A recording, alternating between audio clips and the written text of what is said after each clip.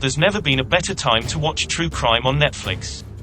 The streaming platform has a lock on some of the best true crime documentaries, movies, and TV shows, and if you love watching stories about criminals and the people who catch them, then it's time to get excited, because Netflix has them all. True crime stories are designed to tickle the detective in your brain, especially when they're smart, well-produced, and pack a dramatic punch. From groundbreaking documentaries to thrilling mysteries that leave you scratching your head, the greatest true crime series on Netflix often seems stranger than fiction. Here is my list of true crime TV shows you can watch on Netflix. Mindhunter. Mindhunter is a crime drama that takes place in the late 1970s, in the early days of criminal profiling and criminal psychology at the FBI. The series revolves around the exploits of FBI agents, Holden Ford and Bill Tench. The pair set out to interview convicted serial killers, in the hope of understanding what led them to carry out their crimes, to learn from the interviews and to apply them to ongoing cases. The shows take inspiration from the true crime book Mindhunter, inside the FBI's elite serial crime unit. The book was written by John E. Douglas and Mark Olshaker. John was a real-life agent for the FBI, and is the inspiration behind the character agent, Holden Ford. David Fincher and Charlize Theron are executive producers of the show, and both are known for their work on movies involving serial killers. Going off the official IMDb page for Mindhunter, the second season will air 8 episodes and not 10, and in an interview on The Howard Stern Show, Charlize Theron revealed that the second season will be arriving in August of 2019.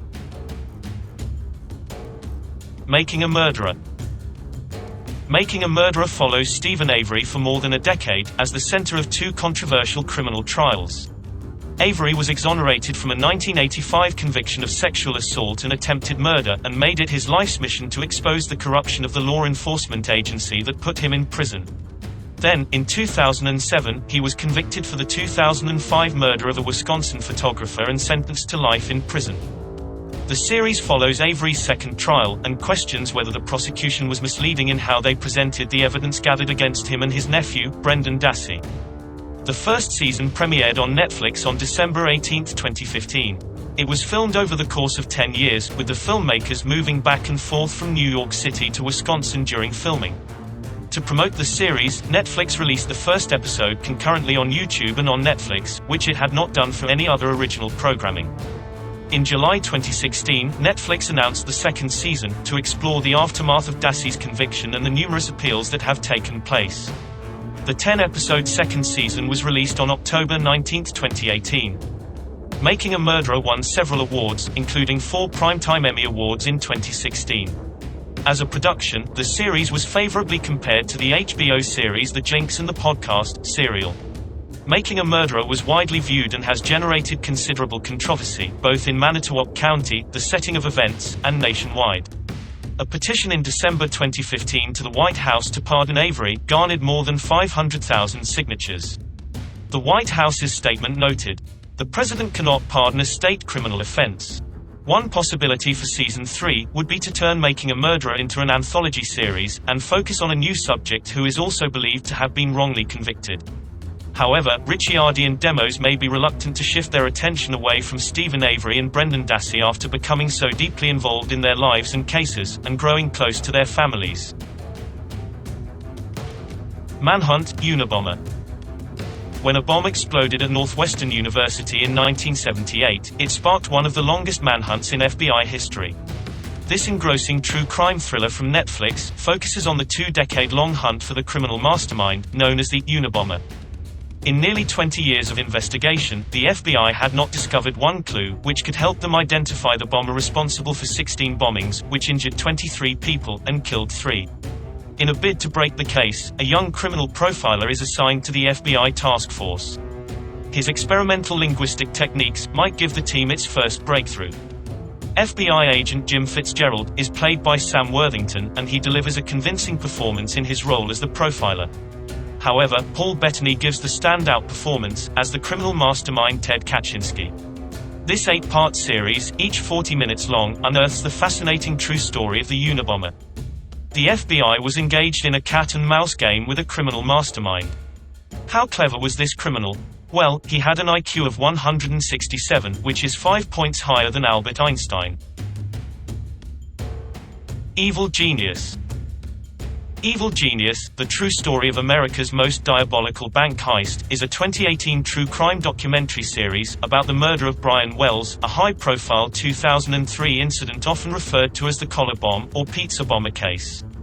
It was released on Netflix as a 4-part series, on May 11, 2018. In 2003, a pizza delivery man named Brian Wells visited a bank in Erie, Pennsylvania, demanding that the teller give him $250,000. In a wad of notes he handed over, Wells claimed to have a bomb attached to him, visible via a strange square bulge under his t-shirt, and that it would go off if the teller did not do as he told. The teller couldn't access the vaults, so Wells only left the bank with $8,702. The police soon caught him and lay him on the ground, with his hands cuffed behind his back. However, this is where things got weird. Wells told police that the collar bomb around his neck was real, and that it was going to go off. After 25 minutes, 3 minutes before the bomb squad arrived, the collar bomb detonated, killing Wells while he was in police custody. The notes in Wells' possession featured a list of instructions from his captors, with each step in a twisted scavenger hunt leading to the keys that were supposed to free him. It was later realized that he never would have had enough time to reach the keys. This incident is tragic and bizarre enough, but the background of the crime saw it named one of the most complicated and bizarre crimes in the annals of the FBI. Who was responsible? Netflix might have a clue. The Keepers. The Keepers is hands down shocking. Ryan White's docu-series blows the lid off a Catholic scandal from the 60s, one that is still playing out. This true cold case crime story has not been solved, and is still unfolding with new developments. Sister Kathy Sesnick was 26, and a beloved teacher at Baltimore's Archbishop Keough High School, when she was murdered in 1969. 50 years later, documentarian White, some journalists, and former students delve into the mystery and the role Father Maskell, the school's chaplain, may have played in it. Decades after they left the school, women in the 60s tell White about Maskell's shocking sexual abuse, and the institutional corruption and cover-ups around it. White got his title from one of the survivors, who used the expression, the keepers, to refer to the women who hold on to all of those secrets and lies, and keep the truth from slipping away. Since the release, filmmaker Ryan White has seen positive developments in the case. More victims have spoken out, and police are investigating further into Father Joseph Maskell's past life. White said that many new victims have come out of the woodwork since the series was released. A lot of people watched the series, and realized that they weren't the only ones, and now have the courage to talk about it. Hopefully, it will lead to a lot of healing. Conversations with a Killer. The Ted Bundy Tapes. Conversations with a Killer, The Ted Bundy Tapes is an American documentary that premiered on Netflix on January 24, 2019, the 30th anniversary of Bundy's execution. Created and directed by Joe Berlinger, the 4 60-minute episodes were sourced from over 100 hours of interviews and archival footage of serial killer Ted Bundy, as well as interviews with his family, friends, surviving victims, and the law enforcement members who worked on his case.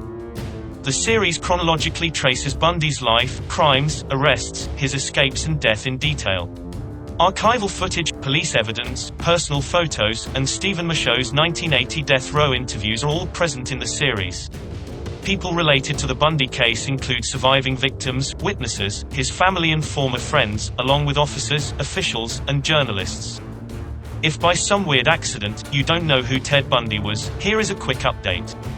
Theodore Robert Bundy was an American serial killer and necrophile, who kidnapped, raped, and murdered numerous young women and girls during the 1970s, and possibly earlier. After more than a decade of denials, before his execution in 1989, he confessed to 30 homicides that he committed in 7 states, between 1974 and 1978.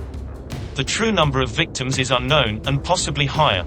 Many of Bundy's young female victims regarded him as handsome and charismatic, traits that he exploited to win their trust. He would typically approach them in public places, feigning injury or disability, or impersonating an authority figure, before overpowering and assaulting them in secluded locations. He sometimes revisited his secondary crime scenes, grooming and performing sexual acts with the decomposing corpses until putrefaction and destruction by wild animals made any further interactions impossible. He decapitated at least 12 victims, and kept some of the severed heads as mementos in his apartment. On a few occasions, he broke into dwellings at night, and bludgeoned his victims as they slept. In 1975, Bundy was jailed for the first time when he was incarcerated in Utah for aggravated kidnapping and attempted criminal assault. He then became a suspect in a progressively longer list of unsolved homicides in several states. Facing murder charges in Colorado, he engineered 2 dramatic escapes and committed further assaults, including 3 murders, before his ultimate recapture in Florida in 1978. For the Florida homicides, he received 3 death sentences in 2 separate trials. Bundy was executed in the electric chair at Florida State Prison on January 24, 1989.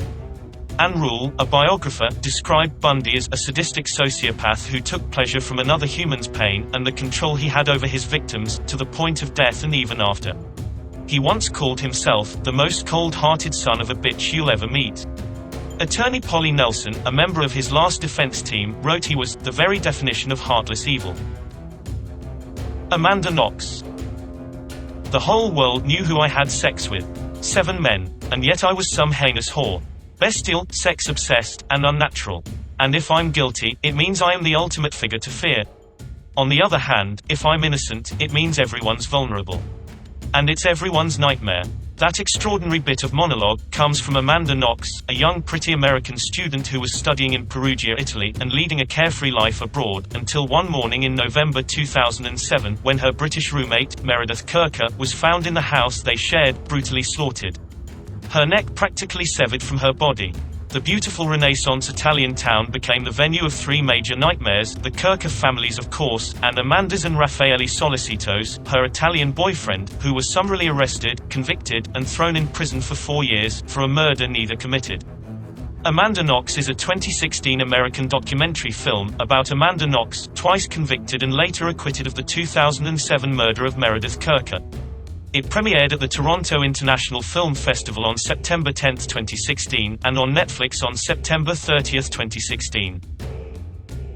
I will do my best to keep you updated on any other documentaries, and maybe I will cover some movies as well in the near future.